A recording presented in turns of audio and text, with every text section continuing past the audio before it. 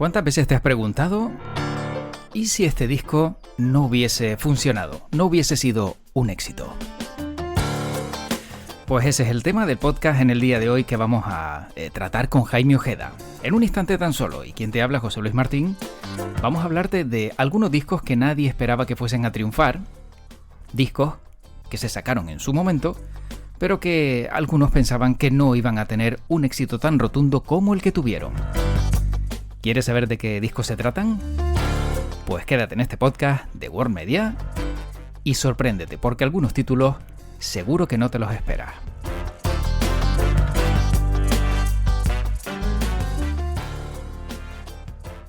Jaime, ¿qué tal? ¿Cómo estás? Hola José, ¿qué tal? Pues muy bien, la verdad que encantado de estar en un nuevo capítulo de este podcast y como siempre pues trayendo historias que esperamos interesen, que gusten y hoy con un tema que yo creo que va a interesar porque vamos a desenterrar a algunos discos que parecían que iban a pasar totalmente desapercibidos, José, y acabaron siendo un éxito importante. Así que hemos hecho como un compendio de discos que nadie pensaba que fueran a ser el éxito que después fueron. Y estamos hablando de éxitos a nivel de, por ejemplo, vender 20 millones de copias del primer trabajo de un artista cuando nadie la conocía. Así que, si te parece, vamos a ir haciendo esta lista entre los dos, vamos a ir comentando un poco y sacando discos a la palestra para ver qué opinan después los oyentes y esperando descubrir discos que a lo mejor no han escuchado nunca y oye, quién sabe, que igual estamos descubriendo un disco que le va a gustar y va a disfrutarlo. A mí lo que me queda claro, Jaime, de todo esto es la magia de la música, ¿no? El que un crítico te diga, el que un productor te diga, esto no va a funcionar, este disco no tiene buena pinta, esa portada no es la adecuada. Y luego resulta que, como dices tú, pues eclosione y venda 20 millones de copias como quien no quiere la cosa. Es tremendo, ¿eh? Es tremendo. Sí, la verdad que sí. La verdad que yo reconozco que a día de hoy la industria discográfica o digamos el negocio de la música no es que se me escape un poco, José, sino que se han sumado tantas variables al negocio de la música que ya se hace complicado. Y yo creo que hoy en día, José, se da mucho más por todo esto que yo creo que se han sumado muchos más elementos, ¿no? Para que triunfe una canción o un artista. Yo creo que se da mucho más el fenómeno que estás diciendo ahora, ¿no? Que es mucho más difícil porque, por ejemplo, hay una canción de una artista que se llama Rosalind, la canción se llama Snap, que está ahora mismo en las listas europeas triunfando, en España también está siendo un gran éxito, y esta chica fue la representante de Armenia en Eurovisión. Bueno, pues quedó en el puesto número 20 o 22, nunca recuerdo bien, fue el 20 o el 22. Claro, la canción estaba destinada a acabar en el olvido total. Pero ¿qué pasó? Claro, una cosa es el gusto de la gente y otra cosa son los votos del jurado. Esta canción se empezó a utilizar en redes sociales, sobre todo creo que en TikTok, y la canción ha sido número 1. Claro, claro. Entonces, claro, dices tú, madre mía, que quedó el 22 en Eurovisión. Nada, el mundo de la música no es lo mío, vamos, ha sido un fracaso. No. Y La canción gustó mucho, lo que pasa es que no estabas en el sitio adecuado. Entonces, José, la verdad que es tremendo. Es lo que tú dices, es la magia de la música y es algo que la verdad yo creo que es un plus y algo que bueno, que ya lo dice la palabra, magia. Efectivamente, bueno. ¿Y qué discos son esos que algunos pensaban que no iban a triunfar y al final pues triunfaron y de qué manera? Pues mira, José, la verdad que hay una lista importante y vamos a ver si en estos minutos que dura el podcast pues vamos hablando de alguno de ellos, pero vamos, la verdad que eso de triunfar es como una especie de quimera que tienen los artistas cuando empiezan, ¿no? Bueno, todo el mundo lo persigue, los editores, los productores, los dueños de la discográfica y bueno, la verdad que si nos damos cuenta de todo el mundo que intenta triunfar, pero el que realmente logra el éxito así, tal y como lo vamos a comentar, un éxito masivo, pues es casi, si te das cuenta, una especie de milagro, ¿no?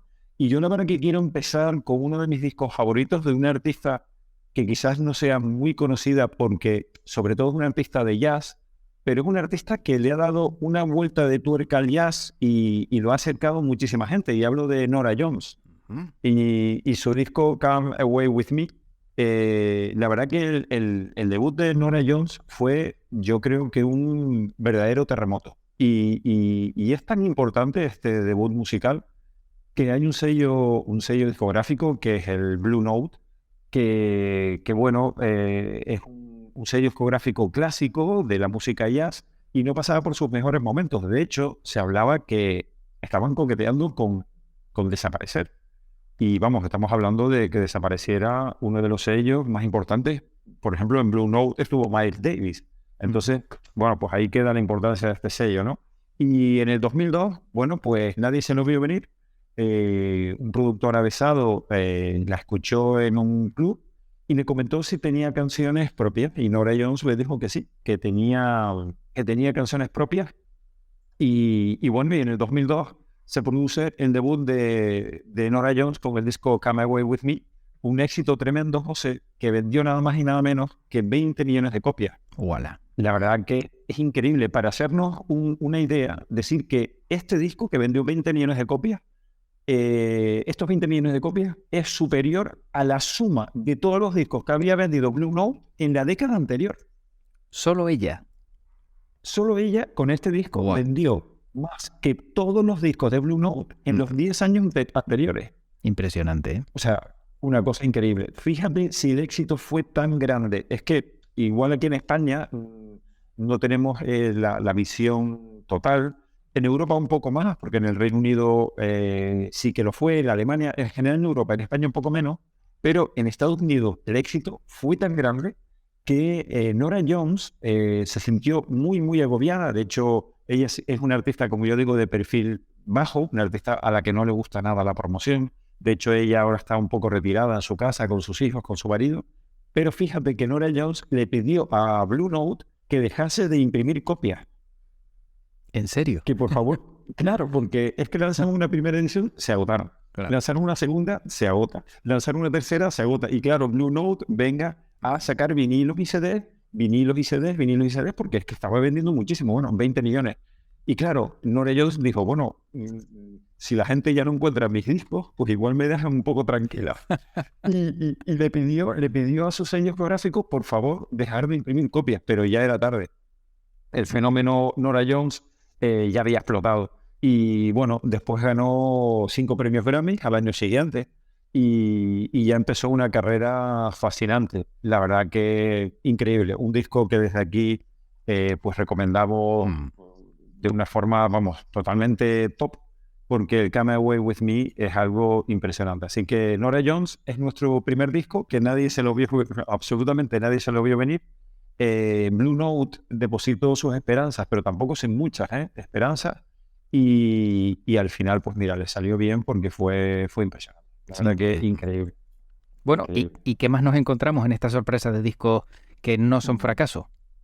Bueno, pues mira, traigo ahora un artista que la verdad que cuando lo nombre, muchos fueran decir, hombre, no, un artista súper conocido, pero es que la verdad que el momento de vida que pilla este artista no era el mejor para sacar un disco, pero la casa discográfica lo presiona un poco, los temas del disco pues hablan de las penurias de la guerra, de lo mal que está el medio ambiente. Bueno, y la verdad que nadie en la casa discográfica daba un duro por un disco de Marvin Gaye, el What's Going On. Y después se ha convertido, pues, José Luis, es casi la referencia, un disco que es referencia para todos los músicos que después han realizado música. Este disco se considera una auténtica referencia. ¿Y por qué pilló en un mal momento a Marvin Gaye? Pues porque él se apartó de la música, porque él llevaba muchos años ya en el sello discográfico Motown, un sello del que ya hemos hablado en este podcast, sí. Y la verdad que ya se sentía muy controlado, estaba muy, muy, muy agobiado de la presión de sacar discos de éxito, y él pues se apartó, y después también falleció su compañera Tammy Terrell, que participó con él en varias canciones como Ain't No Mountain High, que es yo creo que un clasicazo. Un clasicazo. Bueno, pues ella era su amiga íntima, habían empezado de jóvenes en la Motown y fallece su compañera, y él, eso sumado al agobio y a que su matrimonio no le iba bien, pues oye, todo esto la verdad que no era el mejor momento de Marvin Gaye. Entonces Marvin Gaye, para contentar a la Motown y que lo dejaran tranquilo durante el tiempo que necesita, oye, dice, mira, yo grabo otro disco, se lo doy y ya. Entonces, claro, la Motown no lo tenían muy claro porque veían que él no estaba en el mejor momento y él también se sentía que no estaba en el mejor momento, pero dio en la clave porque esa libertad que sintió en esos momentos, ¿no? Un disco como liberador, un disco que le iba a permitir, además en Motown le dijeron, mira, graba lo que sea, lo que tú quieras grabar, lo que quieras expresar, pero danos un disco, por favor, antes de retirarte temporalmente, porque necesitamos publicar otro disco tuyo. Y entonces él compone 9 canciones y que tienen que además ser escuchadas en orden, no vale saltárselas en este disco, el What's Going On. Qué curioso. Porque van hablando precisamente de eso, del mundo, de la guerra, de la necesidad de cuidar el medio ambiente, también de la familia, de la religión. Entonces Marvin Gaye lo hace como una especie de historia y en la que él cuenta sus problemas, ¿no?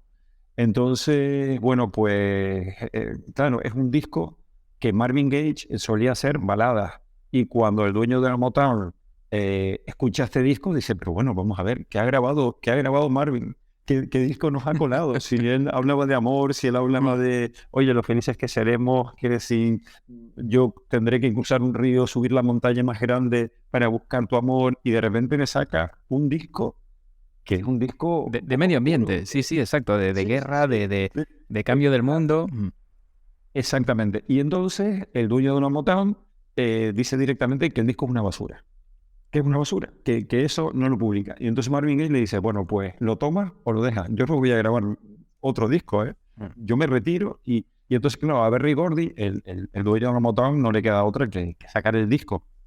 ¿Y qué pasa? Que el disco empieza a vender millones y millones y millones y millones de copias. Entonces Berry Gordy pues hace mutis por el foro y se tiene que callar. Y Marvin Gaye digamos, se vuelve a coronar como el auténtico genio de su época, junto con otros artistas en el Motown, pero Marvin Gaye siempre ha tenido algo especial y la voz de Marvin Gaye, yo no he escuchado otra voz como la de Marvin Gaye. Sí, además la forma de cantar también, ¿verdad? Es el estilo que, la impronta, exactamente el sentimiento, ¿no? Que le da cada uno. Exactamente, es la música soul en su más estricta definición, ¿no? Soul, pues eso es lo que le pone Marvin Gaye a sus canciones. Y nada, pues en la Motown y Berry Gordy se tenía que rendir a la reinvención de Marvin Gaye con este superdisco. La verdad que una auténtica maravilla, una auténtica maravilla que bueno, que ha quedado para la historia, y es otro disco que seguramente, hombre, la canción What's Going On es, digamos, una de las grandes de Marvin Gaye, pero no es la que se suele poner, no es la canción que suelen poner de él, ni el disco que se suele usar, así que nosotros lo reivindicamos. Y ahí está porque tiene esa historia detrás. Así que, bueno, pues Marvin Gaye también a sumar a esta lista. A sumar a esta lista, que de los detalles que hemos nombrado en incontables ocasiones, cómo un disco cuenta historias y cómo una canción tiene que ser escuchada detrás de otra, como acabas de decir, en orden, ¿no? Que eso es fundamental. Jaime, ¿qué más nos encontramos? Porque hay mucho más, ¿no? En este listado y la verdad que nombres sorprendentes y grupos sorprendentes y gente sorprendente. Sí, la verdad que ahora lo que hacemos es que nos vamos directamente, saltamos el Océano Atlántico, hemos estado en Estados Unidos, nos venimos al Reino Unido para, bueno, pues para sacar a la luz a un disco que la verdad que es maravilloso. Yo cuando lo escuché por primera vez me alucinó, me encantó, porque estamos en la década de los 90, al final de la década de los 90, y claro, en aquella época, allá por el año 96, 97, pues, ¿qué grupos eran los que arrasaban en Europa? Pues Blur, Oasis, Pulp. Y de repente llegó un tal Richard Ashcroft con su banda The Verve y trae un disco maravilloso del año 97 que se llama Urban Hymns, algo así como himnos urbanos, ¿no? Y este disco está considerado el último gran disco del Britpop, un movimiento que en su momento volvió a surgir en el Reino Unido, que ponía en alza a los grupos pop antes de que entraran muchos otros estilos musicales y que digamos que oscureció un poco, ¿no? El Britpop, que nunca morirá, porque digamos, yo creo que es la auténtica base de la música del planeta. Para mí es junto con otras músicas a lo mejor que pueden llegar de África, algo también de Asia, de la India, un poco del Caribe. Y sé que puede parecer un poco raro, pero para mí es todo eso. Realmente son los verdaderos orígenes de la música y, por supuesto, el pop británico, ¿no? Que le ha sabido dar, digamos, forma a todo eso y hacer canciones que sean eso, pues populares, porque recordemos que pop pues es el diminutivo de popular, ¿no? De popular. Sí. Y algo que parece tan sencillo, pues lo hemos hablado más de una vez, no lo es ni mucho menos, ¿no? Hacer una canción que guste a tantos millones de personas no es absolutamente nada fácil y los británicos parece que tienen la fórmula, pero esta banda, The Verve, con su líder Richard Ashcroft, arrasó en 1997 cuando en realidad ya nadie contaba con ellos. Ellos habían sacado anteriormente algunos discos, pero es curioso porque el álbum se publica cuando la banda ya se había separado. Es decir, ellos grabaron este disco y lo dejaron ahí como en plan, bueno, pues mira, ahí está. Y nosotros no vamos a lograr nunca el éxito y tenemos problemas internos porque no logramos el éxito. Estamos ya cansados de grabar discos, de salir de gira y con el desgaste que todo ello lleva. Y bueno, pues la banda se separa. Se separan porque también es una banda que está muy enfocada en el líder, en Richard Ashcroft. Y se separan y lanzan el disco. Y cuando nadie contaba con ellos, cuando además el foco se empezaba a alejar del pop rock a comienzos de la década de los 2000, bueno, pues llega digamos, el número 1 a este disco. Y además, en aquella época, recuerdo leer artículos y que tuvieron problemas porque los grupos como Blur o Oasis le tuvieron verdadera envidia, porque ellos llegaron y se volvieron tan populares como ellos, pero en un tiempo récord. Entonces, claro, esto era difícil de gestionar, ¿no? Que una banda británica que además ya se sabía que se había separado, pues bueno, ellos, José Luis, se tiene que volver a reunir. Porque el éxito de este disco, con la canción Sweet Better Memories, claro, la casa discográfica enseguida los empieza a promocionar y tienen que salir de gira. Entonces ellos pues tienen un poco que tragarse el orgullo y todo lo que les había pasado para poder salir de gira y llevar este disco, bueno, pues a un nivel increíble. Y la verdad que podemos decir que esta banda, The Verve, casi sin quererlo, se dieron el lujo de editar el último gran disco de la generación del Britpop.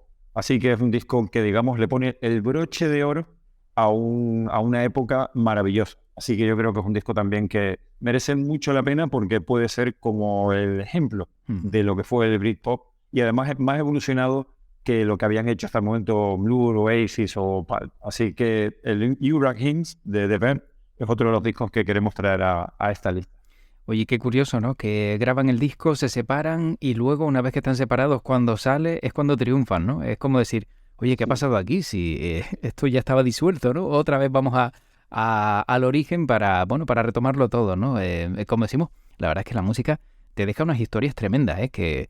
Que ahora que las cuentas, Jaime, uno se alucina y la mitad ni se conocen, vamos.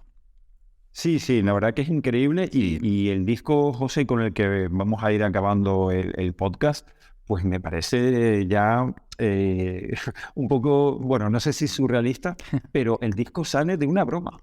Fíjate. Sí.